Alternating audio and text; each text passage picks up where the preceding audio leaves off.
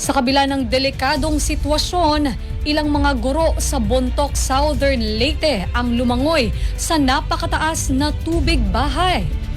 Ito ay para makauwi matapos masuspinde ang klase dahil sa bagyong Verbena.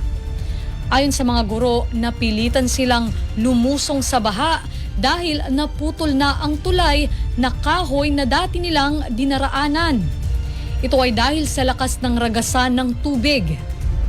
Dati ay mayroong konkretong tulay sa lugar pero nawasak ito noong kasagsagan ng bagyong Tino.